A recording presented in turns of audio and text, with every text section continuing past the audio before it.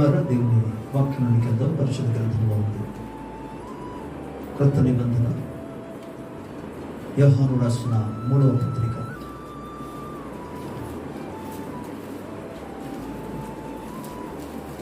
ఇందులో ఒక అధ్యాయం మాత్రం ఉంటుంది కనుక 2వ వచనాన్ని చదువుకుంటాం. యోహాను రాసిన 3వ పత్రిక మొదటి యొక్క అధ్యాయంలో నుండి 2వ వచనం. ప్రియుడా, నీ ఆత్మ వర్ధిల్లుచున్న ప్రకారము నీవు అన్ని విషయములలోనూ వర్ధిల్లుచు సౌఖ్యముగా ఉండవలనని ప్రార్థించుచున్నాను. చిన్న ప్రార్థన. ప్రేమ కలిగిన మాత్రం నీ పరిశుద్ధమైన ఘనమైన గొప్ప నామమునకు కృతజ్ఞత స్తుతి స్తోత్రాలు చెల్లిస్తున్నాను. నీవు గొప్ప దేవుడు, గొప్ప కార్యములు చేయవాడు, మహత్ కార్యములు జరిగించేవాడు, నమ్మదగిన దేవుడు అని స్తోత్రాలు వందనాలు చెల్లిస్తున్నాను. ప్రభు వాక్యం లేని ప్రజలు నీవారు, నీ ప్రజలతో నీవు మాట్లాడమని ప్రార్థిస్తున్నాను. అల్పులను నీ బాధధనుడు నీ దాసులను నీ సిలువ చెంత మీరు మరుగుపరిచి నీ ఆత్మాభిషేకముతో మీరు నింపిన ఆయన మాట్లాడమని ప్రార్థిస్తున్నాను. ప్రతి వితర్కములో దేవుని జ్ఞానానికి అడ్డగించే ప్రతి ఆటంకమును యేసుక్రీస్తు ప్రభు వారి శక్తి గల నామములో పడద్రోలుచున్నాయి. ప్రతి ఒక్క ఆలోచన నీ వాక్యములకు విధేయత చూపునట్లు యేసు నామములో చెరపట్టబడును గాక. స్తోత్రాలు చెల్లించి నీవు నమ్మదగిన వాడవని స్తుతులు చెల్లించి కృప మీద ఆధారపడి ఆత్మ సహాయములకు యేసు ప్రభు నామములో అడిగి పొందుచున్నాము తండ్రి. ఆమె ప్రభు స్తోత్రం కలుగును. హల్లెలూయా. మరోసారి పిల్లల ప్రభు మనకు అనుగ్రహించిన ఈ చక్కటి దినాన్ని బట్టి దేవాది దేవునికి మహిమ ఘనత ప్రభావం కలుగును గాక.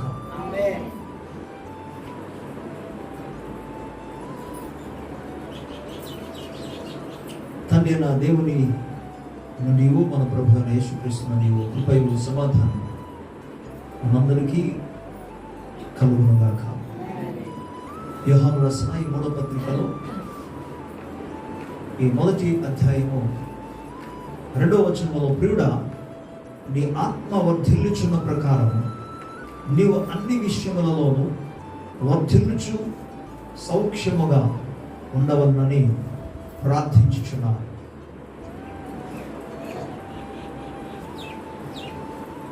క్రైస్తవులు ప్రతి ఏరియాలో ప్రతి కోణంలో కూడా వర్ధిల్లాలి అనే ఒక ఆశ కలిగి ఉన్నాడు. క్రైస్తవులు మాత్రమే కాకుండా క్రైస్తవేతరులు కూడా వర్ధిల్లాలి అని ఆలోచిస్తున్నారు. కానీ దైవికంగా చెప్పాలంటే అన్యజనుల కంటే దేవుని బిడ్డలు ఉన్నత స్థితిలో ఉండాలి, వర్ధిల్లగలిగిన స్థితిలో ఉండాలి. ఇది దేవుని యొక్క చిత్తం. అందుకే భక్తుడైన యోహాను చేత అపొస్తలుడైన యోహాను ద్వారా 5వ అధ్యాయంలో 14-15 వచనంలో పత్రికలో మాట్లాడుచు ఏమంటాడంటే, కాగా మనము ఆయన చిత్తానుసరముగా ఏది అడిగినను ఆయన మన మనవి ఆలకించునది అన్నాడు. దేవుని చిత్తమునకు అనుకూలముగా మనము ఏది అడిగినా దేవుడు మన మనవి ఆలకిస్తాడు. సో దేవుని ప్రజలు, దేవుని యొక్క బిడ్డలు వర్ధిల్లాలి అనేది, అభివృద్ధి కలిగి ఉండాలనేది, ఆశీర్వదించబడాలనేది, దీవించబడి ఉండాలనేది, క్షేమము కలిగి ఉండాలనేది దేవుని యొక్క చిత్తం. అది 100% సత్యం. అది దేవునికి స్తోత్రం కలుగును. సమస్యలు రావని అర్థం కాదు, సమస్యలు వస్తాయి, కానీ దాని మీద ప్రభు జయం అనుగ్రహిస్తాడు. అక్కడ ఓటమి పాలైపోయి ఓడిపోవాలని దేవుని ఉద్దేశం. ఎందుకంటే దేవుని ప్రజలు ఎల్లప్పుడూ కూడా విజయం పొందాలి అనేది. ఎందుకంటే లేఖనాలు మనం గమనించినప్పుడు దేవుడు విజయశీలుడు. దేవునికి ఉన్న అనేకమైన పేర్లలో ఒక పేరు, ఒక నామం ఏంటంటే యెహోవా నిస్సి. దేవుని స్తోత్రం కలుగును. యెహోవా నిస్సి అనగా యెహోవా నా జయ భుజము అని అర్థం. నా విజయ పథకం అని అర్థం. దేవునికి స్తోత్రం. అంటే బ్యానర్, పథకం అని అంటే జెండా, నా విజయ జెండా అని అర్థం. యెహోవా దేవునికి అనేకమైన పేర్లు ఉన్నప్పుడు కూడా అందులో ఒక పేరు ఆయన విజయ జెండా అయి ఉన్నాడు, జయ జెండా మనకు. దేవునికి స్తోత్రం. కాబట్టి క్రైస్తవుడు ప్రతి కోణములో కూడా విజయము పొందుచు వెళ్ళాలి. అది ప్రభు చిత్తం. కనుక ఆయన చిత్తానికి అనుకూలంగా ఏది అడిగినా ప్రభువు వాటిని ఆలకిస్తాడు, వాటికి జవాబును అనుగ్రహిస్తాడు. ఇక్కడ మనం గమనించినప్పుడు దేవుని వాక్యం చెప్తుందంటే వర్ధిల్లాలి అనే పదం పరిశుద్ధాత్ముడు ఇక్కడ జ్ఞాపకం చేస్తున్నాడు. దేవుని బిడ్డలు వర్ధిల్లాలి. ప్రభుకి స్తోత్రం చెప్పాలి గట్టిగా. దేవుని ప్రజలు వర్ధిల్లాలి అంటే ఇక్కడ మరో మాట మనం చూస్తున్నాం. అక్కడ భక్తుడైన యోహాను ఆ వ్యక్తిని గురించి ప్రత్యేకముగా ఒక సంఘాన్ని గురించి, ఒక తల్లిని గురించి, ఒక కుటుంబాన్ని గురించి ఆలోచిస్తూ మాట్లాడాడు. కానీ పరిశుద్ధాత్మ దేవుడు ఇందులోని ప్రతి క్రైస్తవులతో, ప్రతి ఒక్క విశ్వాసితో, ప్రతి ఒక్క పరిశుద్ధులతో చెబుతున్న మాట ఏంటంటే, మీ ఇంగ్లీష్లో తర్జుమలో మనం చూస్తే, అలాగే ఒరిజినల్ గ్రీక్ భాషలోనికి వెళ్తే అక్కడ ఐ విష్ అనే పదం రాబడి ఉంటుంది. ఇక్కడ మనం చూస్తే ప్రార్థించుచున్నాను అనే పదాన్ని వాడాడు. అక్కడ మనం గమనిస్తే ఐ విష్ అనే పదాన్ని, ఐ విష్ అంటే నేను కోరుచున్నాను, నా బిడ్డలారా, నా కుమారులు కుమార్తెలారా, మీరు వర్ధిల్లాలి అనేది ప్రతి విషయంలో. అది కూడా దేవునికి స్తోత్రం కలుగుతుంది. అక్కడ ఏమన్నాడంటే నీవు అన్ని విషయములలో, దేవునికి స్తోత్రం, ఏదో ఒక కోణములో కాదు, అన్ని విషయంలో వర్ధిల్లాలని నేను కోరుకుంటున్నాను అంటాడు. అయితే నువ్వు ప్రతి విషయంలో, అన్ని విషయంలో వర్ధిల్లాలి అంటే దానికి ముందుగా ఒక విషయాన్ని ప్రభు జ్ఞాపకం చేస్తుంటే, ఎంత విషయం అంటే నీవు ఆత్మలో వర్ధిల్లాలి. దేవుని స్తోత్రం చెప్పాలి. ఆత్మలో నువ్వు వర్ధిల్లాలి, ఆధ్యాత్మికంగా నువ్వు వర్ధిల్లాలి, ఆధ్యాత్మిక జీవితంలో ముందు వర్ధిల్లడం అనేది నేర్చుకోవాలి. దాని కొరకు నువ్వు ప్రయాసపడాలి. భౌతికమైన వర్ధిల్ల కొరకు ఇహలోక సంబంధమైన వాటిలో, వస్తుపరమైన విషయంలో వర్ధిల్లినట్టుగా చాలా మంది ప్రయాసపడుతున్నారు. ఉదయం లేచినది మొదలుకొని, అందుకు 127వ కీర్తనలో మనం చదువుకుంటే, కొందరుట వేకువనే లేచి, రెండవ వచనం చూస్తాం, వేకువనే లేచి చాలా రాత్రి అయిన తర్వాత తన కష్టార్జితమైన ఆహారం తినుచు నిద్రిస్తున్నాడు. అంటే వాడు వేకువ నుండి లేచిన తర్వాత ప్రయాసపడుతున్నాడు. ఎందుకు అని అంటే తాను వర్ధిల్లాలి అని. కానీ ప్రభు అంటున్నాడు, ఒక వ్యక్తి భౌతికమైన జీవితంలో వర్ధిల్లాలి అన్నప్పుడు అతడు మొదట ఆత్మలో వర్ధిల్లాలి. అంటే వేకువని లేచి ఎలాగైతే భౌతికమైన క్షమ వృద్ధి కొరకు, అభివృద్ధి కొరకు అయితే ఒక వ్యక్తి ప్రయాసపడుతున్నాడో, ఆధ్యాత్మికమైన జీవితం కొరకు ఆత్మ వర్ధిల్లడానికి, ఆత్మలో బలపడడానికి, ఆత్మలో ఫలించడానికి, ఆత్మలో స్థిరపడలాగున దేవునికి స్తోత్రం కలుగునుగాక. దాని కొరకు వేకువని లేచి మనం ప్రయాస పడాలి. ప్రభుకి స్తోత్రం. ఇది మొదట ఎవరైతే చేస్తారో వారి జీవితంలో ఎన్నడూ కూడా ప్రియులారా విఫలం అనేది, వారి జీవితంలో ఎన్నడూ కూడా పేదరికం అనేది ఎన్నడూ అనుభవించాలి, కొదువు కొరతలు అనేది ఎన్నడూ అనుభవించాలి. వీరు వెంటనే అందులో నుండి వారు విజయాన్ని పొందుకుంటారు. దేవునికి స్తోత్రం కలుగునుగా. గట్టిగా స్తోత్రం చెప్తాం. సో ఆత్మను వర్ధిల్లుట అనగా ఏంటి? నేను మాట్లాడుతున్నా కూడా ఆత్మను గురించి, దేవుడు నీలో పెట్టున్న ఆత్మను గురించి. యేసుక్రీస్తు ప్రభువారు తన శిలువ రక్తము చేత సంధించి రక్షించుకున్నది దేన్ని తెలుసా? ఆత్మ. ఎక్కడున్న ఆత్మ? నీలో ఉన్న ఆత్మ కొరకు అని వెల్లచరించాడు. ఆ ఆత్మను విమోచించడానికి తన ప్రాణం పెట్టాడు. ఆ ఆత్మను కొనడానికే తన ప్రాణము, తన రక్తం అని వెలచలించాడు, క్రయధనము చేశాడు. నీలో ఉన్న ఆత్మకరం. దేవుని స్తోత్రం. సో ఆత్మ ఎవరిది? దేవునిది, నీది కాదు. అందుక నీలో ఉన్న ఆత్మక్షేమము కొరకు దేవుడు ఎల్లప్పుడూ ఆయన ప్రయాస పడతాడు. దాని నిమిత్తమే నీలో ఉన్నది కనుక, ఆత్మ ఉన్నది కనుక ఆయన నిన్ను వెంటాడుతాడు. నీలో ఆయన యొక్క స్వాస్థ్యము అనగా ఆయన ఆత్మ అనే స్వాస్థ్యము నీలో ఉన్నది కనుక నువ్వు ఎక్కడికి వెళ్ళినా నిన్ను విడిచిపెట్టకుండా నీ దగ్గరికి వస్తాడు. ఆ ఆత్మ రక్షణ కొరకే ఆయన ప్రయాసపడుతూనే ఉన్నాడు. ప్రభుకి స్తోత్రం కలుగుతుంది.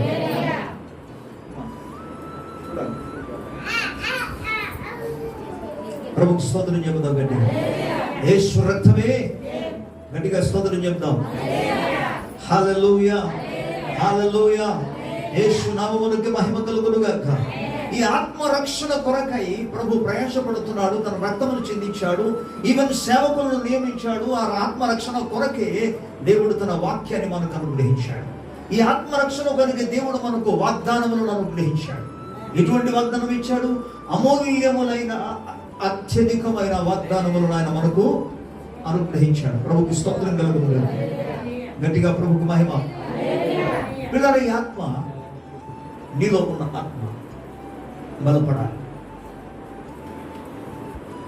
నీలో ఉన్న ఆత్మ బలపడాలంటే అసలేం చేయాలి? వర్ధిల్లంటే అసలేం చేయాలి?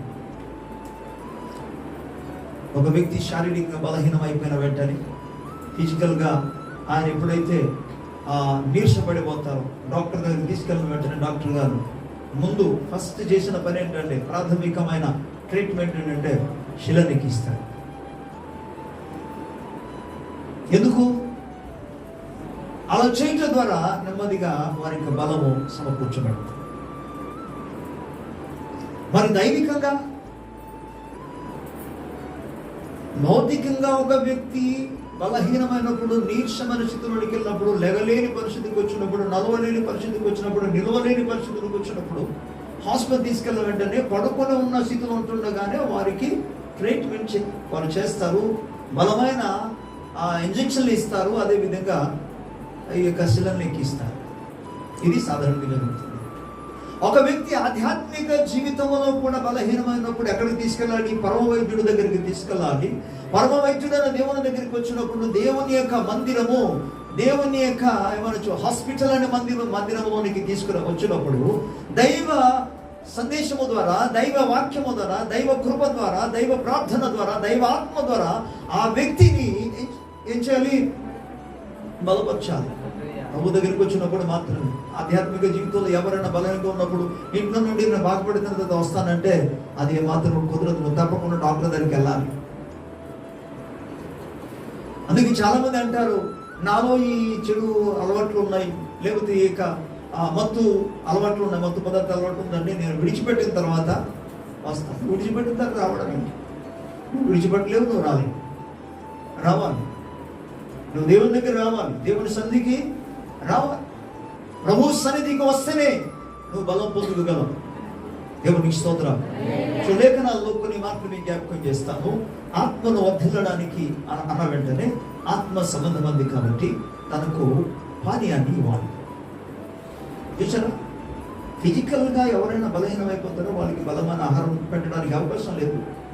కానీ వాళ్ళకి ఏమి ఇస్తారంటే ద్రవ పదార్థాలు ఇస్తారు. ద్రవ పదార్థాలు తర్వాత అప్పుడు ఘన పదార్థాలు ఇవ్వడం మొదలు పెడతారు. దీన్ని గురించి బైబిల్ మనకి ఏం చెప్తుందో, లేఖనాల్లో మనకి ఏం తెలియజేస్తున్నాడో పరిశుద్ధాత్ముడు మనకి జ్ఞాపకం చేద్దాం. ఒకసారి పేతురు రాసిన పత్రిక, మొదటి పత్రికలో 2వ అధ్యాయంలో మొదటి 4 వచనాలు మనం చెప్తున్నాం. ప్రభు దయాళుడని మీరు రుచి చూచి ఉన్న ఎడల సమస్తమైన దుష్టత్వమును, సమస్తమైన కపటమును, వేషధారణను, అసూయను, సమస్త దూషణ మాటలను మాని క్రొత్తగా జన్మించిన శిశువులను పోలిన వారై నిర్మలమైన వాక్యమును పాల వలన రక్షణ విషయములో అనగా ఆత్మ విషయములో ఎదుగు నిమిత్తముగా ఆ పాలను అపేక్షించుడి. ప్రభుకు స్తోత్రం. తలపైకి జాగ్రత్తగానండి. ఇక్కడ దేవుడు, పరిశుద్ధాత్మ దేవుడు ఏమంటాడంటే, ఒక వ్యక్తి యెహోవా దయాళుడని రుచి చూచుకున్నవాడు, ప్రభు దయాళుడని రుచి చూచి తెలుసుకున్నవాడు ఏం చేయాలట? సమస్తమైన దేవుని చిత్తానికి ప్రతికూలమైన, వ్యతిరేకమైన ప్రతి స్వభావాన్ని కూడా విడిచి పెట్టి ఏంటి ఆశించాలి అని అంటే, ఇక్కడ అంటున్నాడు, క్రొత్తగా జన్మించిన శిశువులను పోలిన వారై నిర్మలమైన వాక్యమును పాల వలన, అంటే పాలు, వాక్యమనే పాలు. దేవునికి స్తోత్రం. ఇప్పుడు ఆధ్యాత్మిక జీవితంలో వర్ధిల్లాలి అని అంటే ఏం చేయాలి? ఆత్మలో వర్ధిల్లాలంటే ఆత్మ సంబంధమైన పాలన అనగా వాక్యమును ఒక వ్యక్తి అంగీకరించినప్పుడు, స్వీకరించినప్పుడు అది ఎలా తీసుకోవాలట? పాల వలె అది తాగాలి. దేవుని వాక్యము, కొంతమందికి వారి యొక్క నోరు చేదుగా ఉంటుంది జ్వరం వచ్చినప్పుడు, కాబట్టి ఏమి పెట్టినా ఏమి తాగడానికి ఇచ్చినా వాళ్ళు దానికి ఇష్టపడకుండా తోసిస్తారు, వద్దంటారు.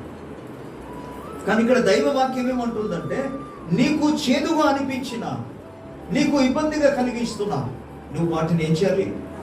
అందరూ చెప్పాలి గట్టిగా, అంగీకరించాలి. నువ్వు తాగాలి. వాక్యం అనే దేవుని యొక్క పాలు అనే దేవుని వాక్యము నువ్వు తాగాలి. అది పాలు తాగాలి. నువ్వు త్రాగినప్పుడు అప్పుడు ఆత్మలో బలము పొందుతుంది. ఇక ఆత్మలో బలం పొందొచ్చు, ఇంకా వర్ధిల్లాలి. నువ్వు కేవలం బలం పొందడం మాత్రం కాదు, వర్ధిల్లాలి. దేవుని స్తోత్రాలు. వినండి, ఫిజికల్గా శారీరకంగా మనము ఎదగకూడదు, కానీ ఆధ్యాత్మిక జీవితంలో మాత్రం ఎదగాలి. ఫిజికల్గా అంటే భౌతికంగా, శారీరకంగా నువ్వు ఎంత ఎత్తుగా ఉన్నావో లేక ఎంత పొట్టిగా ఉన్నావో అది దేవుని దృష్టికి ముఖ్యమైనది కాదు, అవసరమైనది కాదు. కానీ ఆధ్యాత్మిక జీవితంలో నువ్వు ఎంత ఎదిగావన్నది చాలా ప్రాముఖ్యమైనది. ఆధ్యాత్మిక జీవితంలో ఎంతగా ఎదగాలంటే, వర్ధిల్లాలంటే బైబిల్ సెలవిస్తుంది, నీవు ఉన్నతమైన శిఖరము వరకు కూడా ఎదగాలి. దేవునికి స్తోత్రం కలుగుతుంది. ఎంత స్థితిలోనికి ఎదగాలంటే ఆధ్యాత్మిక జీవితంలో క్రీస్తు ఏ స్థాయిలో ఉన్నాడో ఆ స్థాయి వరకు కూడా ఎదగాలి. ప్రభుకు స్తోత్రం కలుగుతుంది. నువ్వు వర్ధిల్లాలి. మొదట ఆధ్యాత్మిక జీవితంలో ఆత్మలో వర్ధిల్లాలి. వాటిని వర్ధిల్లడానికి దైవ వాక్యములను ఆశించాలి. వాక్యము కొరకైన తపన నీకు ఉండాలి. వాక్యము వినాలి అనే ఒక ఆశ నీలో ఉండాలి. వాక్యము వినాలనే ఒక తృష్ణ నీలో ఉండాలి. అది పాలతో సమానంగా ఇచ్చుకోవాలి. అది నేను తాగితే అది నా జీవితానికి ఆరోగ్యం ఇస్తుందని, నా ఆత్మకు అది క్షేమాన్ని ఇస్తుందని, నా ఆత్మకు అది బలం ఇస్తుందని ఆశతో వాటి కొరకు నువ్వు కనిపెట్టాలి. దేవుని స్తోత్రం కలుగుతుంది. హల్లెలూయా, హల్లెలూయా. చిన్నపిల్లలు ఎంత ఆసక్తి ఎదురు చూస్తారు. దినానికి 3 సార్లు మనం హాయిగా బోధన చేస్తాం, కానీ బైబిల్ మనం ఎన్నిసార్లు చదువుతున్నాము?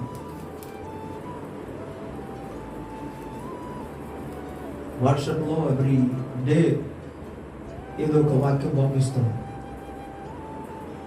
ఎంతమంది చదువుతున్నారు? తీసి వాట్సాప్లో చదువుతున్నారు అందరూ. వాట్సాప్ ఉన్న వాళ్ళందరూ కూడా చదువుతున్నారు. ఫ్యూ పీపుల్, మిగతా వాళ్ళు కాదు. దైవ వాక్యం మనకు అవసరమని ఎందుకు తెలుసా?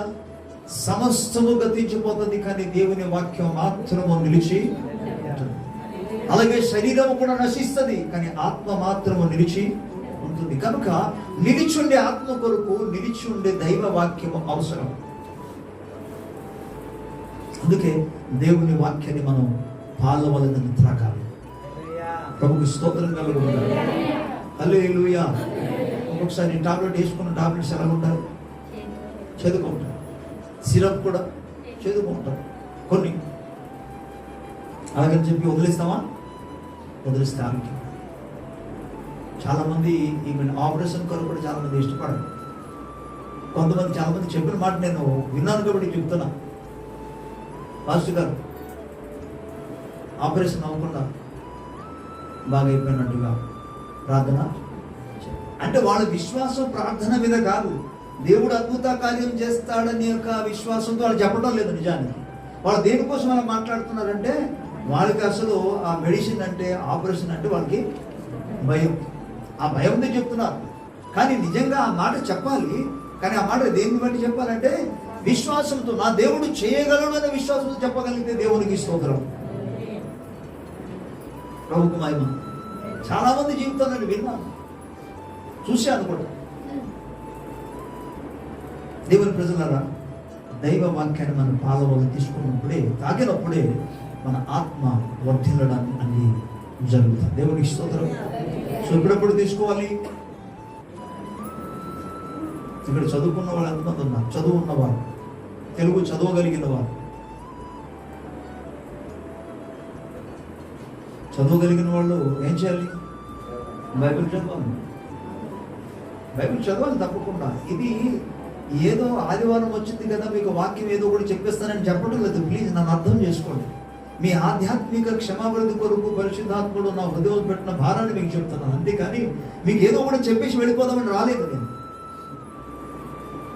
నో, అర్థం చేసుకోండి. ఎవరి గురించి నేను చెప్పడం లేదు ఇక్కడ, సంఘమంతటి కొరకు చెప్తున్నాను. ఇక్కడ సంఘమంతా కూడా దేవుని వాక్యము కొరకు ఆశ కలిగి ఉండి దాన్ని తాగాలి. ఎవ్రీడే తాగాలి, ప్రతి దినం మనం తాగాలి. స్తోత్రం. మరి భౌతికమైన పనులు ఉండవా? ఉంటాయి.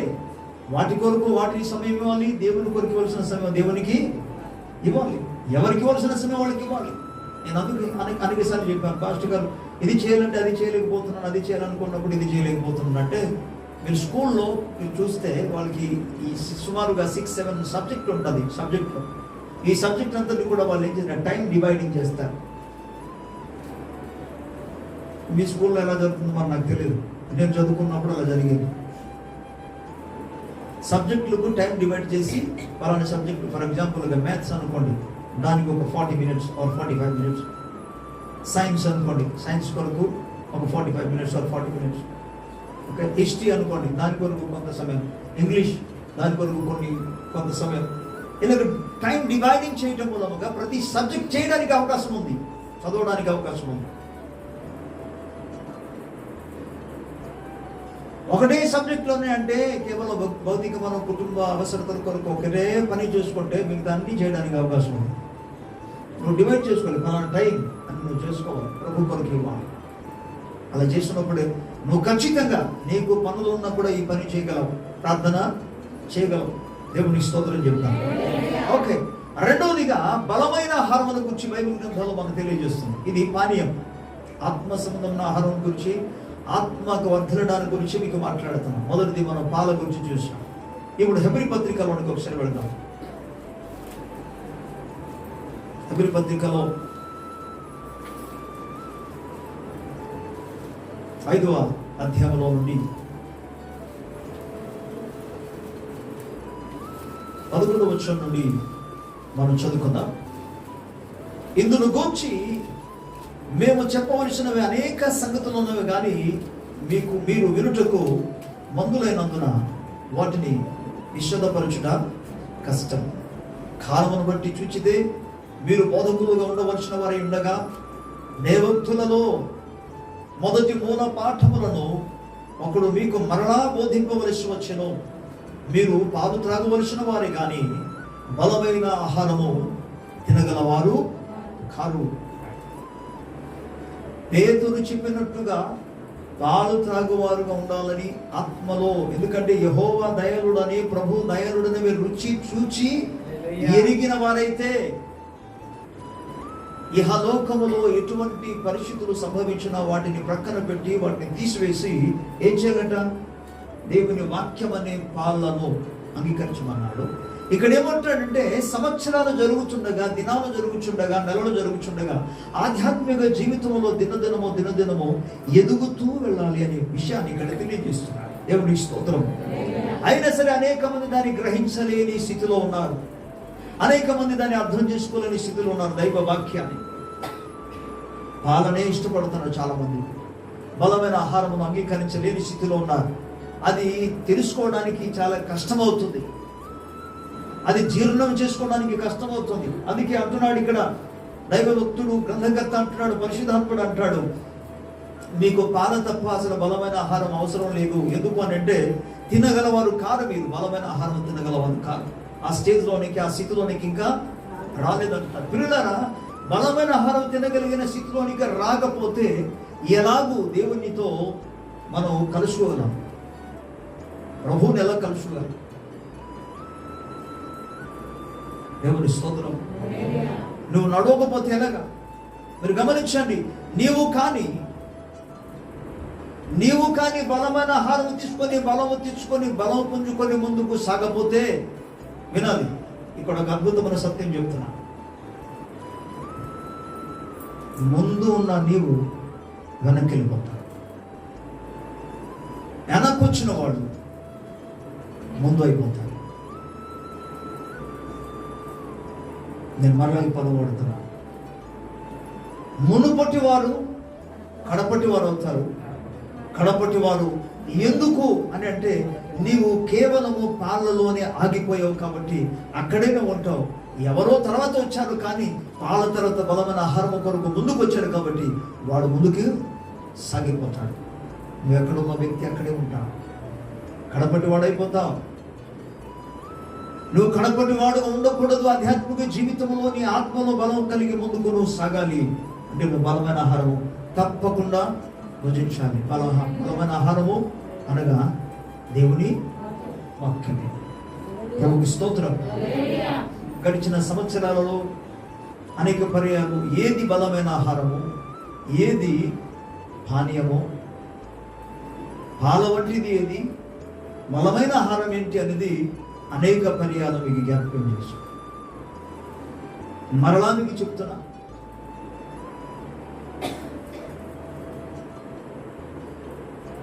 పాలు ఈజీగా తాగగల, నోట్లో వేసిన వెంటనే అది నెమరవలసిన పనే లేదు. పండ్లతో కానీ నాలుగుతో అసలు ఎటువంటి పనే లేదు. కష్టపడకుండా వేస్తే చాలు, నోట్లో వేస్తే చాలు, అలాగా వెళ్ళిపోతుంది. ఇదేం తెలుసా? క్షేమమును గురించి, ఆశీర్వాదమును గురించి, మేలును గురించి, విడుదలను గురించి, ప్రకటించబడిన ఆదరణను గురించి, సమాధానం గురించి ప్రకటింపబడిన దేవుని మాటలు అనగా దేవుని వాక్యాలు. ఎప్పుడు మీకు మేలు కలుగుతుంది, మీరు దీవించబడతారు అన్న వెంటనే ఈ మాట అంగీకరించారు. ఈజీగా ఒక వ్యక్తి అంగీకరించాడంటే అది పాలతో సమానం. దానికి కష్టపడాల్సిన పని లేదు. మరి బలమైన ఆహారం ఏంటి? ఓకే, ఒక్కొక్క దైవ సేవకుడు వాటిని గురించి వాళ్ళకి కలిగిన ప్రత్యక్షతను బట్టి వాళ్ళు చెప్తారు. కానీ ప్రభు నాకు ఇచ్చిన ప్రత్యక్షతను బట్టి మీకు చెప్తారు అసలు ఏది బలమైన ఆహారం అనగా ఏంటి. బలమైన ఆహారం అంటే కొంతమంది దైవజనులు వారికి ఇచ్చిన ప్రత్యక్షత బహుశా వాళ్ళు ఏమనుకుంటారంటే, వాళ్ళు వాక్యములో లోతైన వాటిని తెలుసుకోవడమే బలమైన ఆహారము అనుకుంటారు. It's okay. కానీ ప్రభు నాకు ఇచ్చిన ప్రత్యక్షతను బట్టి, ప్రభు నా ఆత్మలో ఆయన తెలియజేసిన విషయాన్ని మీకు చెప్పేది ఏంటంటే, బలమైన ఆహారం ఏం చేయాలట? నెమరు వేయాలి.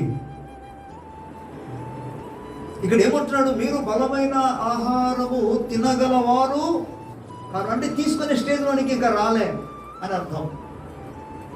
ఏది తీసుకోలేదు చెప్పండి? ఇప్పుడు విశ్వాసులు ఏది తీసుకోలేదు?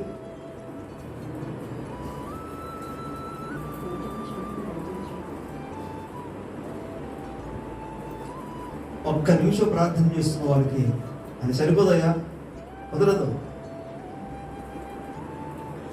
దేవుని సొమ్ములో, దేవుని సన్నిధిలో నువ్వు అధిక శ్రమ గడపాలి అన్న వెంటనే నీకు ఎలా ఉంటుంది తెలుసా?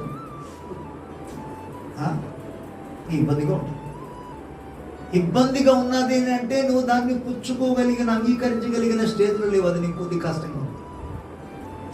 అంటే ఒక విధంగా చెప్పాలంటే సరిచేసే వాక్యము, కరెక్షన్.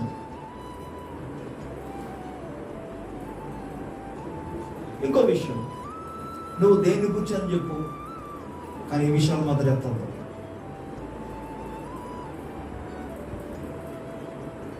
దేవుడు ప్రేమించి అందరితో మాట్లాడతాడు, అందరి క్షేమం కొరకు. ఎందుకంటే ఏ ఒక్కరు కూడా తన రాజ్యములో నుండి దూరము కాకూడదని ఆశతో ఆయన మాట్లాడతాడు. సంఘ బిడ్డల యొక్క క్షేమాభివృద్ధి, ఆధ్యాత్మిక జీవితంలో క్షేమ కొరకు ఆయన మాట్లాడతారు, కానీ సంఘ బిడ్డలకు బాధ కలిగించడానికి కాదు. పౌలు ఒక స్థలంలో మాట్లాడుతూ ఏమంటాడంటే, నేను రాసిన పత్రిక మూలంగా మీరు దుఃఖించినందుకు నేను సంతోషించలేదు, కానీ మీరు దుఃఖపడి మారు మనసు పొందారు కాబట్టి నేను సంతోషిస్తున్నాను. అంటే పౌలు ఏంటి, సంఘస్థులకు బాధ కలిగించడానికి చెప్పాడా, లెటర్ రాశాడా? బలమైన ఆహారం. దేవుని స్తోత్రం. హల్లెలూయా, హల్లెలూయా. ఒకవేళ గమనించండి, భార్య భర్త మీద సరిగ్గా సమాధానం లేదనుకోండి, భర్తతో అరే అలా ఉండకూడదురా బాబు, భార్యను ప్రేమించాలి, అలాగే భార్యతో లేదా స్త్రీతో నీ భర్తకు నువ్వు లోబడాలమ్మా అని అన్నారనుకో, నీకేం తెలుసు పాస్టర్ గారు, తాను చేస్తున్న ఇబ్బందులు, తాను పెట్టిన బాధలు నీకేం తెలుసు? ఇందులో అదే మాట చెప్తాను. కానీ దేవుని వాక్యము చెప్తున్నప్పుడు అది ఎస్, ఇది దేవుని మాటలు, ఇది నా కొరకే అని అంగీకరిస్తారా? అది తీసుకోవడానికి వాళ్ళకి ఇబ్బందిగా ఉన్నదంటే అది కొద్ది బలంగా ఉంది అని అర్థం. నీవు ఆహారం తీసుకున్నప్పుడే ప్రభువు స్తోత్రం చెప్పాలి. ఆ బలమైన ఆహారం అది నీకు బలంగా ఉంది, ఇబ్బందిగా ఉంది, కష్టంగా ఉంది అంటే నువ్వు దాన్ని నెమరు వేయలేని పరిస్థితులు ఉన్నావు.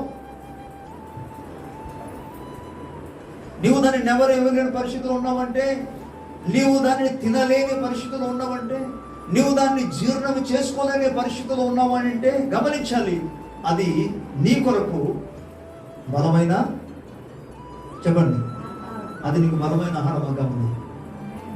అది నీకు బలమైన ఆహారంగా ఉన్నది కాబట్టి నీవు దాన్ని తినలేని పరిస్థితిలో ఉన్నావు. అంటే ఆ వాక్యమే, అది చూడడానికి మిగతా వాళ్ళందరూ కూడా ఎంతో ఆనందం కలిగించే వాక్యం అది, కానీ నీకు మాత్రం అది బలమైన ఆహారముగా ఉండాలి. మిగతా వాళ్ళకి ఎలాగుంది? ఆనందాన్ని. ఎస్, దేవుని వాక్యంగా కొందరు అంగీకరిస్తారు. ఎందుకంటే ఇప్పుడు గమనించండి, భార్య భర్త మధ్య ఒక ఎటువంటి గొడవలు లేదనుకోండి, వారు సమాధానంగా ఉన్నారు అనుకున్నారు. ఈ వాక్యం చెప్తున్నప్పుడు వచ్చినప్పుడు వాళ్ళు ఎలా ఉంటారు? వాళ్ళు బాగానే ఉంటారు కాబట్టి ఎస్ కరెక్ట్ అని అనుకుంటారు, అంతే, వాళ్ళు ఈజీగా అంగీకరిస్తారు. కానీ మీ మధ్య బాగాలేదు కదా, ఆ వాక్యం మీకు ఎలా అనిపిస్తుంది? అదే వాక్యము ఒకరికేమో బాగానే ఉంది, వాళ్ళు బాగానే అంగీకరిస్తున్నారు, బట్ ఆ వాక్యమే నీ దగ్గరికి వచ్చినప్పటికీ ఇబ్బందిగా ఉంది. దేవుని ప్రజలారా, నీవు వాటిని అంగీకరిస్తేనే, నా పాయింట్ అంతా ఏంటంటే, ఆత్మలో నువ్వు వర్ధిల్లాలంటే దైవ వాక్యాన్ని నువ్వు పఠించాలి, దైవ వాక్యాన్ని నువ్వు త్రాగాలి, దైవ వాక్యాన్ని నువ్వు ఆహారముగా దాన్ని భుజించాలి. కష్టముగా ఉన్న దాన్ని జీర్ణించడానికి ప్రయత్నం అది చేయగలిగితే దేవునికి స్తోత్రం. ఐరన్ టాబ్లెట్స్ ఒక్కొక్కసారి ఇస్తారనుకోండి, తీసుకున్నాను అనుకోండి, ఐరన్ టాబ్లెట్ ఎలా ఉంటుంది? బాడీ అంతా కూడా పూర్తిగా హీట్ చేసేస్తారు.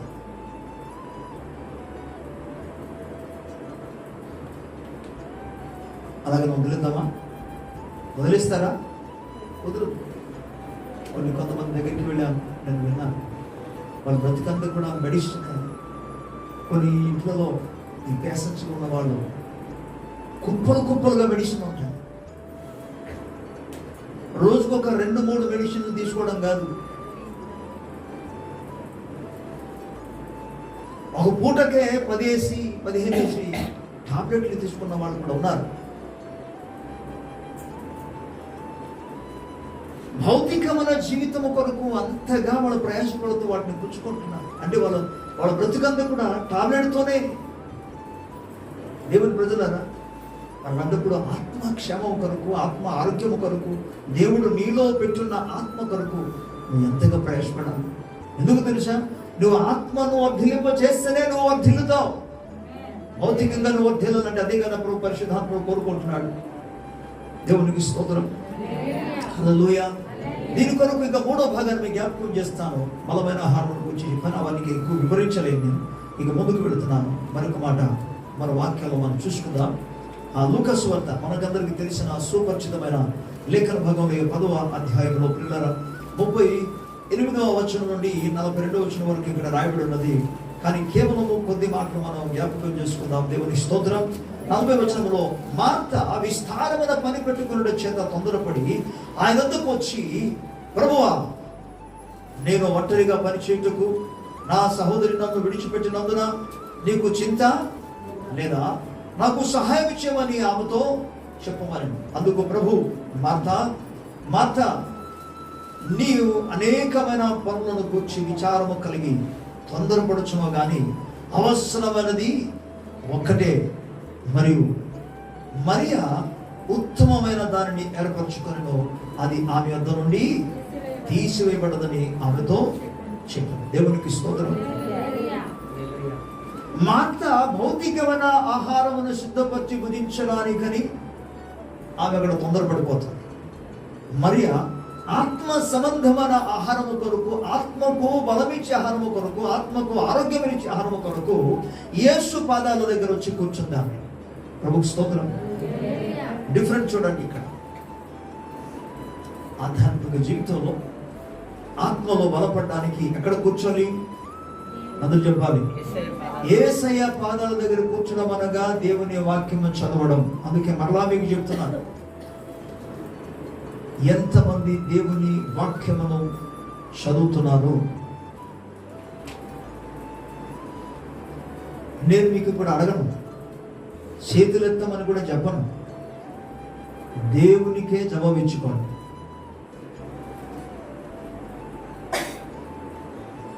మీరు చదువుతున్నారా, చదవటం లేదంటే మీరంతటా మీరే దేవునికి జవాబిచ్చుకోండి. జస్ట్ మీకు కేవలము దేవుని దాసునిగా, వాక్య దాసునిగా జ్ఞాపకం మాత్రం చేస్తున్నా.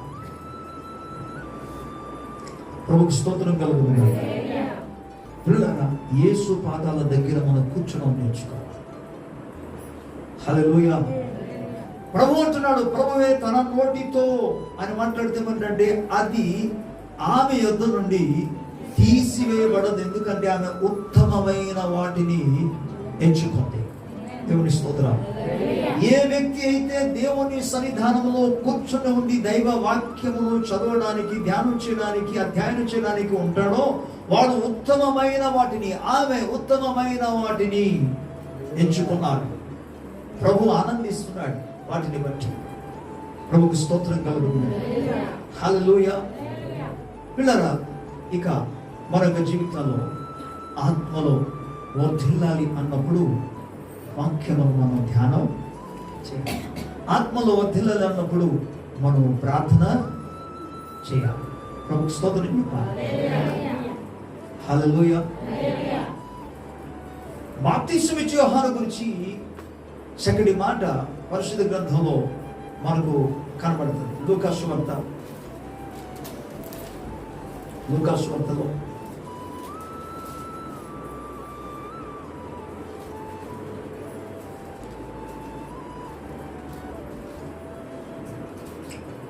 ప్రభుకు స్తోత్రం. హల్లెలూయా. Wonderful Jesus. 2వ అధ్యాయం 40వ వచనంలో, బాలుడు జ్ఞానముతో నిండుకొనుచు ఎదిగి బలము పొందుచున్నాడు. దేవుని దయ ఆయన మీద. హల్లెలూయా. ఏ బాలుడు? బాప్తిస్మం ఇచ్చే యోహానుడికి బాలుడుగా ఉన్నాడు.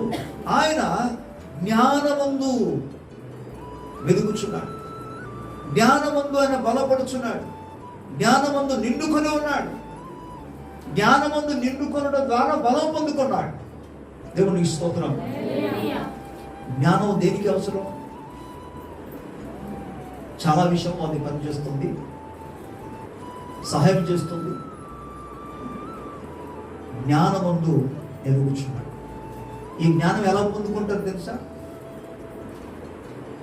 జ్ఞానము పొందుకోవడం అనేది యోబు మాట్లాడతాడు.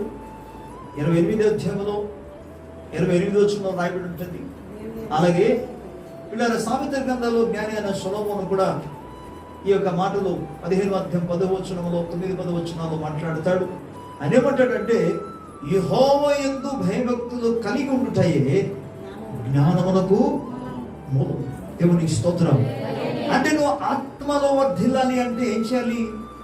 దేవుని యందు చెప్పాలి, భయభక్తి కలిగి జీవించినప్పుడు ఆత్మలో వర్ధిల్లుతాం. ఎదుగుతాం, అప్పుడు జ్ఞానం పొందుకుంటాం. మరి ఇక్కడ బాలుడు ఏం చేస్తున్నాడంటే జ్ఞానం పొంది నిండుకుంటున్నాడంటే ఏదో నేరుగా ఎక్కడి నుండి ఆయన పొందుకున్నాడని అర్థం కదా. అది ఆయన దేవుని యందు భయభక్తులు కలిగి జీవించుచున్నాడని దానికి అర్థం. అది స్తోత్రం. హల్లెలూయా, హల్లెలూయా, ప్రైజ్ గాడ్. ప్రభువుకు స్తోత్రం. ఇక యేసయ్యను గురించి కింద భాగంలో 52వ వచనంలో ఏమంటాడంటే, యేసు జ్ఞానమందును వైశ్యనందును దేవుని దయందును మనుష్యుల దయందును వర్ధిల్లుచుండెను. స్తోత్రం. దీనిలో వర్ధిల్లడానికి ప్రయాసపడండి. దైవ జ్ఞానమందు వర్ధిల్లడానికి, దేవుని దయందు వర్ధిల్లడానికి, దేవుని కృపయందు వర్ధిల్లడానికి. ప్రభువుకు స్తోత్రం. హల్లెలూయా. దైవ భయముందు వర్ధిల్లడానికి, అది ఆత్మకు సంబంధమైనది కనుక ఆత్మలో ఆ విధంగా వర్ధిల్లవలసిన అవసరం. ప్రభువుకు స్తోత్రం. హల్లెలూయా.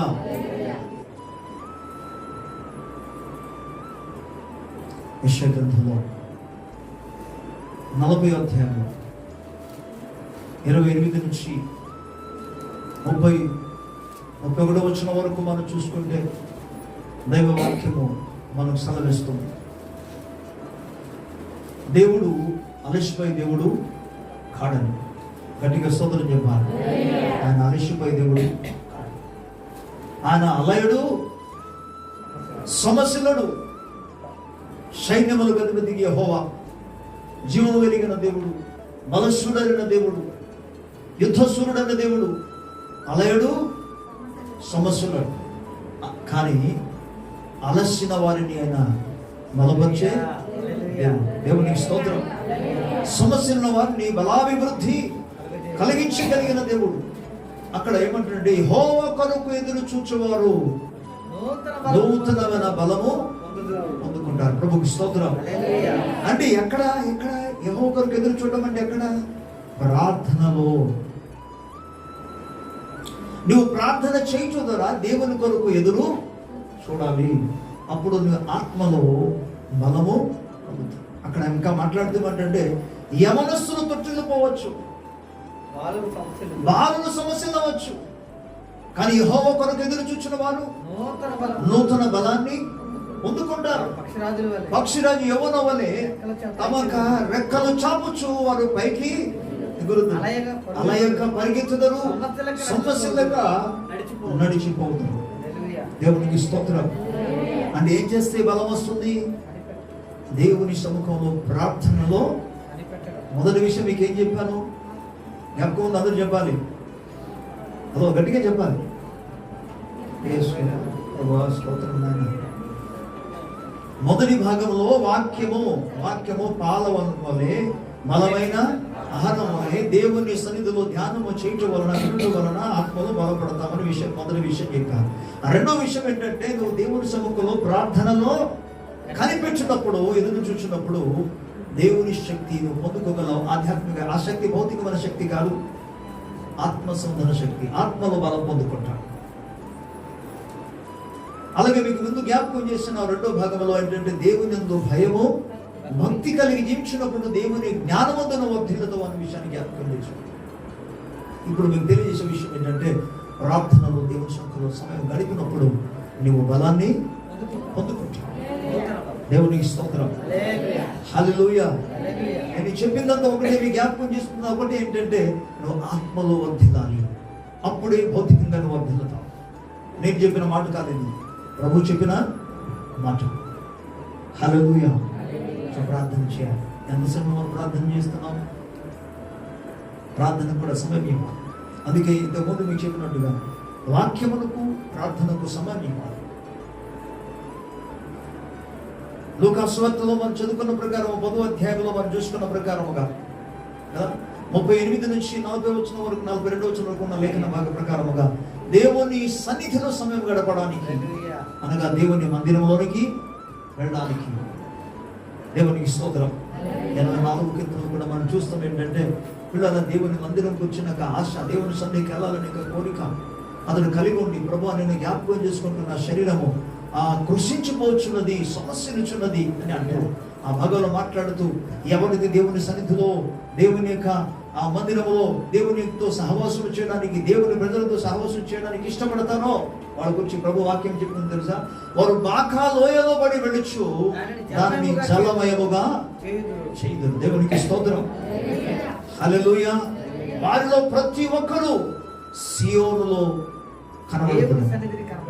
ప్రతి ఒక్కరు దేవుని సన్నిధిలో, ఎవరైతే దేవుని సన్నిధి కొరకు, దేవుని యొక్క ప్రార్థన కోరికల కొరకు, ఆత్మ సంబంధన వాటి కొరకు ఆసక్తి కలిగి, ఆత్మను బలపరచడానికి ఆసక్తి కలిగి ఉంటారో అలాంటి వారు దేవుని శక్తిని పొందుకుంటారు, దేవుని బలం పొందుకుంటారు, ఆధ్యాత్మిక జీవితంలో వారు వర్ధిల్లుతారు. వారు ఆ విధంగా వర్ధనల మూలంగా జరిగే విషయం ఏంటంటే వారు సియోనులో కనబడతారు. సియోను అంటే ఆ పదానికి ఇక్కడ అర్థం ఏంటంటే దేవుని రాజ్యములో కనబడతారు. యాత్ర చేయుట వారికి అతి ప్రియముగా ఉంటుందట. ప్రయాణం చేయడం వాళ్ళకి ఏమాత్రం కూడా అలసిపోరు, అతి ప్రియంగా ఉంటారు. వాళ్ళు యాత్ర చేస్తూ చేస్తూ చేస్తూ దేవునికి స్తోత్రం. ఎక్కడ చేరుకుంటారు? అందరూ చెప్పాలి, సియోనులో, అనగా దేవుని రాజ్యంలో. ప్రభుకి స్తోత్రం. అందుకే ప్రార్థనలు, దేవుని సన్నిధి కొరకు మనం అపేక్షించాలి, ఆశ కలిగి ఉండాలి. అలాగే ప్రార్థనలో మన సమయము గడపాలి, ప్రార్థన మనం చేయాలి. యేసు ప్రభు బలం ఎప్పుడు పొందుకున్నాం? ఒకటి ప్రార్థన, రెండోది ఉపవాస ప్రార్థన. ప్రభు స్తోత్రం. గట్టిగా హల్లెలూయా, హల్లెలూయా. ఒకసారి మనం లూకాసు వార్త వాడిన తర్వాత మనం కొంచెం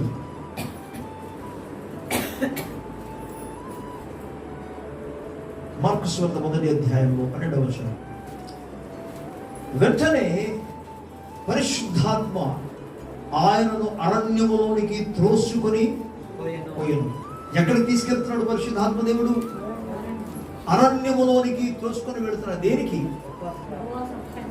ఉపవాసం ఉండి ప్రార్థన చేయటానికి. దేవుని స్తోత్రం కలుగుగాక.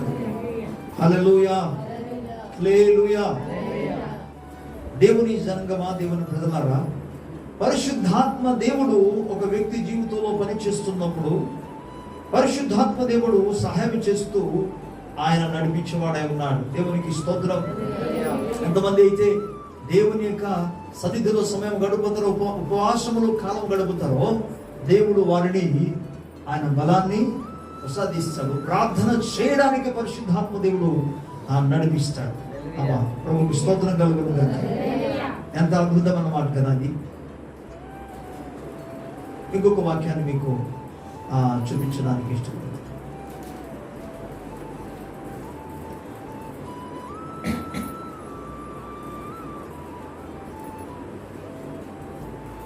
లూకాసు వార్త, లూకాసు వార్త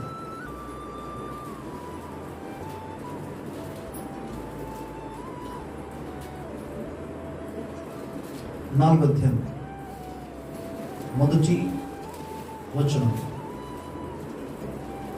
యేసు పరిశుద్ధాత్మ పూర్ణుడై యోర్దాను నది నుండి తిరిగి వచ్చి 40 దినములు ఆత్మ చేత అరణ్యంలో నడిపింపబడి. ఓకే, దేవునికి స్తోత్రం. హల్లెలూయా. యేసు పరిశుద్ధాత్మ అంటే ఆత్మలో బలం పొందాలంటే నువ్వు పరిశుద్ధాత్మ చెప్పాలి. అందరూ పరిశుద్ధాత్మ నువ్వు పొందుకోవాలి. పరిశుద్ధాత్మతో నింపబడి. మనం చాలా మంది ఆత్మ పొందుకోలేదని వెళదాం, మునిగిపోయి వచ్చేసాము కదా నీటిలో, అంటే బాప్తిసం మునిగిపోయి వచ్చేసాము కదా, చాలు ఇంకా పరిశుద్ధ సంగతి కాదు, మనం నచ్చిన టైంలో వెళ్ళవచ్చు రావచ్చు అనే ఒక ఉద్దేశం కలిగి ఉంటుంది. తలుపు వేసేస్తే పరిస్థితి ఎలా ఉంటుంది? ఇక్కడ తలుపు గురించి కాదు నేను మాట్లాడేది, ఈ తలుపు గురించి కాదు నేను మాట్లాడేది. ఆలస్యంగా వెళ్ళారు కొంతమంది, వారి కోసం తలుపు ఇవ్వబడింది. మారు మనిషి పొందడానికి అవకాశం ఇచ్చాడు దేవుడు. మారు మనిషి పొందలే, తర్వాత పొందుదాం అనుకున్నారు. తర్వాత పొందుదామన్న వాళ్ళందరి కొరకు తిరగబడతాయి, మూయబడతారు. ఇది చాలా సీరియస్. ఇది చూడండి, యేసు ప్రభు వారు దేవుని సముఖంలో తండ్రితో సహవాసం చేసిన తర్వాత, ఉపవాసంలో సహవాసం చేసిన తర్వాత ఆయన ఏ విధంగా వచ్చాడో 14 వచనం ఒకసారి చదువుకుందాం. 4వ అధ్యాయం 14వ వచనంలో, అప్పుడు యేసు ఆత్మ బలముతో గలిలయకు తిరిగి వెళ్ళెను.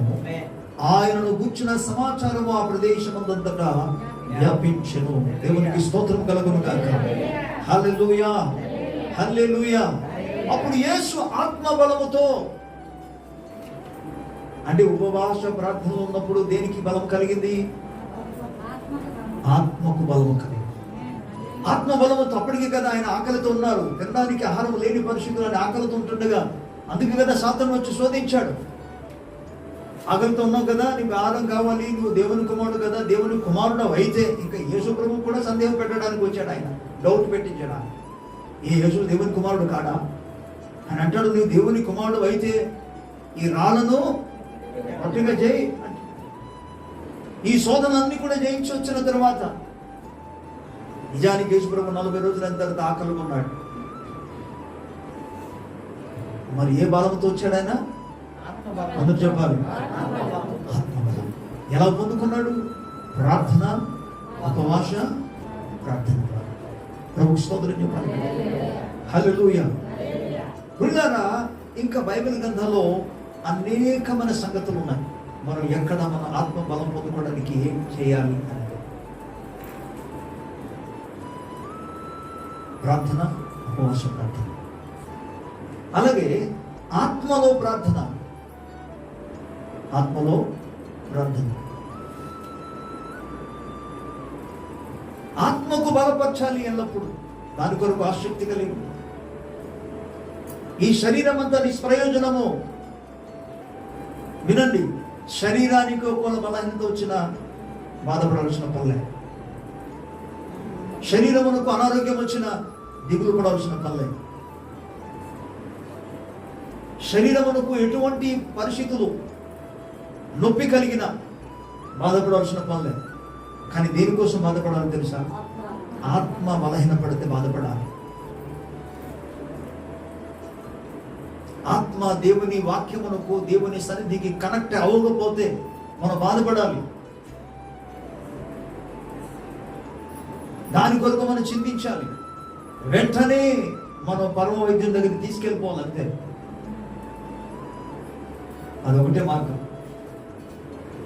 ఎందుకంటే ఇంక ఏ వైద్యులు దీని కొరకు వారు వైద్యం చేయలేరు. ఏ డాక్టర్లు కూడా వైద్యం చేయలేరు. దేవుని సన్నిధి తప్ప.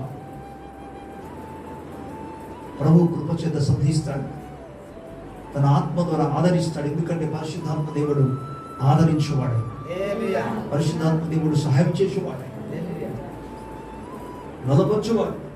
మన బలహీనతలో ఎలాగూ యుక్తముగా ప్రార్థన చేయవలనో మనకు సహాయము చేయవాడైనా పరిశుద్ధాత్మ దేవునికి స్తోత్రం. అందుకే యూదా పత్రిక ఒక మాట చూసి మనం ముగించుకుందాం. యూదా పత్రికలో వాక్యము వీటిని గురించి ఇంకా ఎన్నెన్నో లేఖనాలు ఉన్నాయి. కానీ అవన్నీ ఇప్పుడు మనం ధ్యానం చేయడానికి అవకాశం, సమయము లేని కారణాన మనం ఈ కొన్నిటిని మాత్రం ధ్యానం చేసుకుంటాం. దేవుని స్తోత్రం. దైవవాక్యంలో ఇలాగూ మనకు సెలవిస్తాం.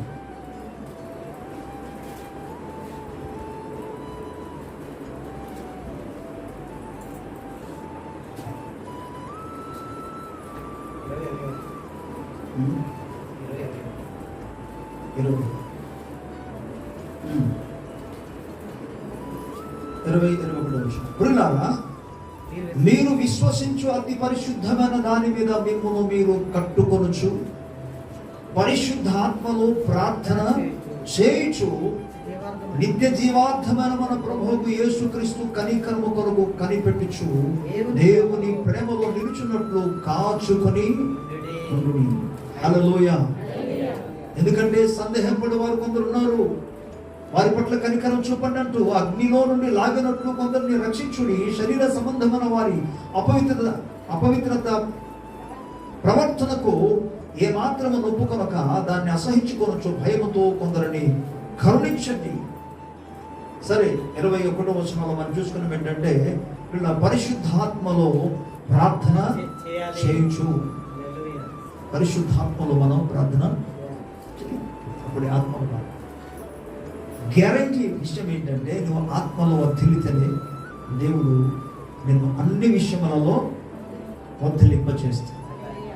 అది నీ ఆహారమే కావచ్చు, నీ పానీయమే కావచ్చు, నీ వస్త్రమే కావచ్చు, భౌతికమైన విషయములు కావచ్చు, ఆర్థికమైన వ్యవస్థలు కావచ్చు, నీ ఉద్యోగం కావచ్చు, నీ చదువు కావచ్చు, నీ నివాసమే కావచ్చు, ఎవ్రీ ఏరియాలో కూడా ప్రభుకు స్తోత్రం చెప్తాం.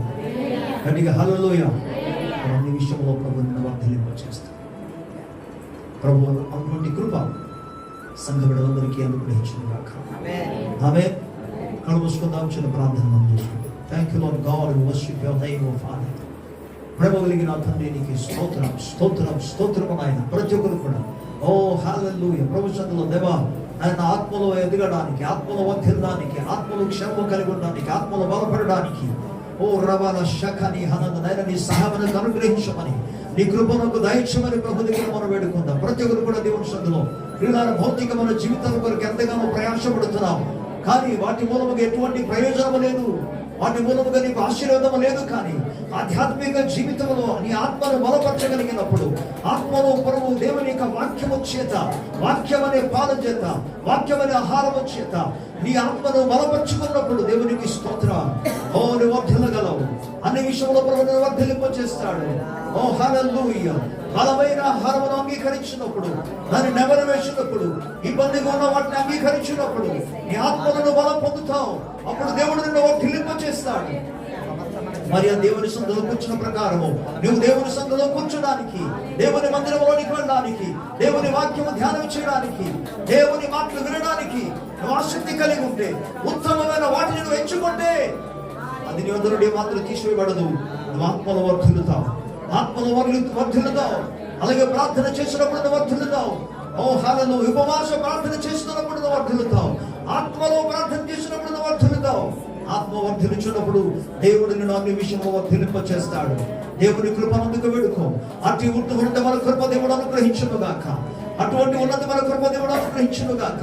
దైవ వాక్యమును పాదమును అంగీకరించినట్టుగా, బలమైన ఆహారమును దేవుని వాక్యం అంగీకరించినట్టుగా, దేవుని సన్నిధానములో ఓ వాక్యము కొరకు ఎదురు చూచు ప్రార్థనలో కనిపెట్టినట్టుగా దేవుని యొక్క కృప ప్రతి ఒక్కరికి కలుగును గాక. ప్రతి ఒక్కరికి కలుగును గాక. సంఘ బిడ్డలందరికీ కలుగును గాక. ప్రభు సమృద్ధిగా కృపనిచ్చును గాక. సమృద్ధిగా కృపనిచ్చును గాక. యేసు ప్రభు నామమున కృపనిచ్చును గాక. ఉపవాసముని ప్రభు సన్నిధిలో సమయం గడపనట్టుగా, ఓ ఆత్మను బలపరచినట్టుగా, ఆత్మలో ప్రార్థించినట్లుగా దేవుని కృప కలుగును గాక. దేవుని కృప కలుగును గాక.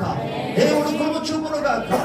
హల్లెలూయా. యేసు క్రీస్తు ప్రభు నామమున జరుగును గాక. ఈ మొదలుకొని ఇది మొదలుకొని దేవుని కృప సమృద్ధిగా ఈ విషయంలో దేవుని ప్రజల మీదకి దిగవచ్చును గాక. సంఘ బిడ్డలందరి మీదకి దిగవచ్చును గాక. సంఘంలో ప్రతి కుటుంబ సభ్యుల మీదకి దిగవచ్చును గాక. దేవుని యందు భక్తి కలిగిన జీవితం దిగవచ్చును గాక. హల్లెలూయా. దైవ వాక్యం పట్ల ఆసక్తి కలిగి ఉందును గాక. దైవ వాక్యము చదవడానికి ఆశ కలిగి ఉందును గాక. దైవ వాక్యం వినడానికి ఆశ కలిగి ఉందును గాక. దేవుని వాక్యము ధ్యానించడానికి దృష్టి కలిగి ఉందును గాక. యేసు క్రీస్తు ప్రభు నామములో పొందుకోండి. యేసు నామములో ఆ కృప ప్రతి ఒక్కరు పొందుకోండి. యేసు నామములో పొందుదురు గాక. ఓ ప్రార్థనాత్మతో నింపబడుదురు గాక. ప్రార్థనాత్మతో నింపబడుదురు గాక. ప్రార్థనాత్మతో నింపబడుదురు గాక. దేవుని కొరకు ఎదురు చూస్తూ బలము పొందుకున్నట్టుగా ప్రభు కృప పొందుదురు గాక. యేసయ్యా నీకు వందనాలు. నీ మాటలు స్థిరపరచు నాయన. నీ మాటలు స్థిరపరచు నాయన. అయ్యా నీ మాటలను స్థిరపరచు. నీ ప్రజల జీవితంలో అద్భుత కార్యం జరిగించు. మహిమ వేరే పొందండి. యేసయ్య నామములో అడిగి పొందుచున్నాము తండ్రి. ఆమేన్. Praise the lord. దేవుని స్తోత్రం.